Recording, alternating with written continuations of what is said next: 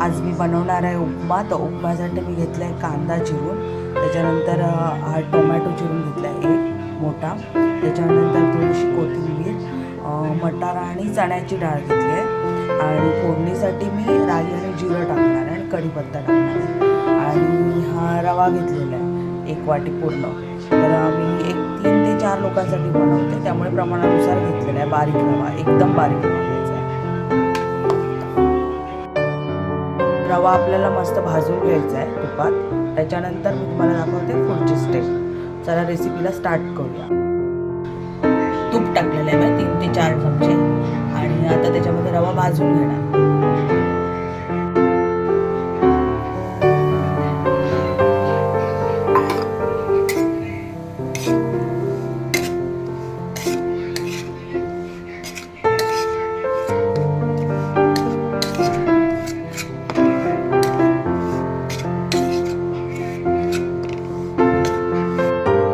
मंद आचेवरती पूर्ण असा रवा भाजून घ्यायचा व्यवस्थित.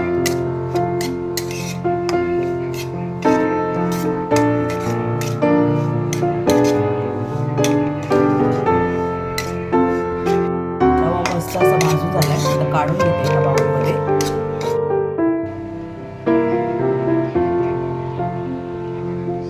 तेल घेतले 2 ते 3 चमचे,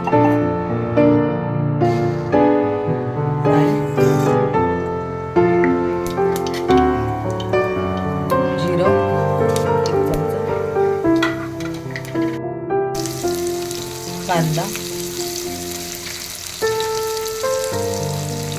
टोमॅटो,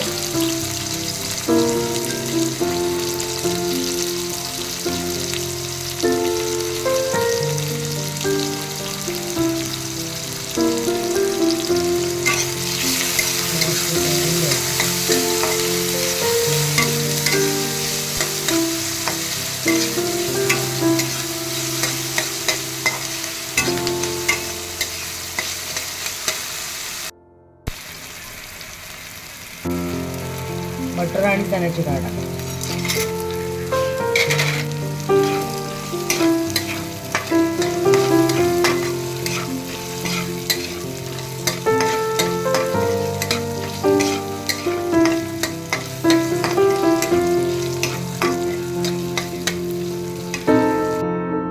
ते 10 मिनिटं झाकण मारून घ्यायचं. चण्याची डाळ, मटार थोडे शिजले पाहिजे त्यासाठी. मिनिट झालेले.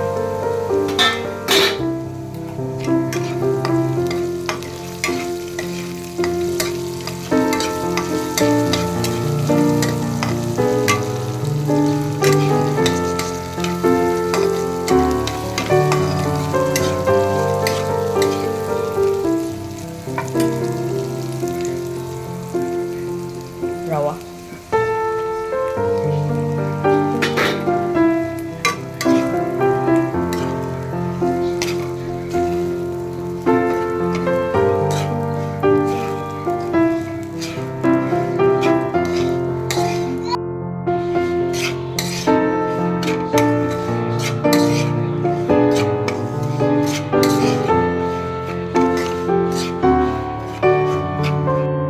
आणि पाणी गरम करत ठेवलंय, कारण ह्याच्यात गरम पाणी टाकायचं आहे आपल्याला.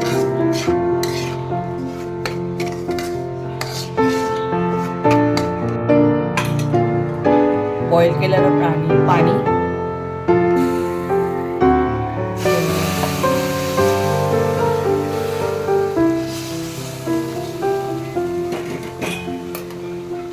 जास्त नाही टाकायचं, थोडंसं रवा आपण ऑलरेडी भाजून घेतलेला. 2 पेले टाकायचं पाणी.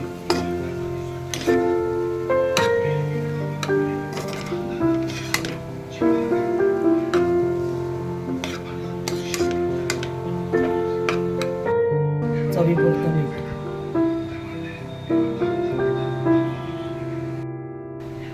1 चमचा साखर,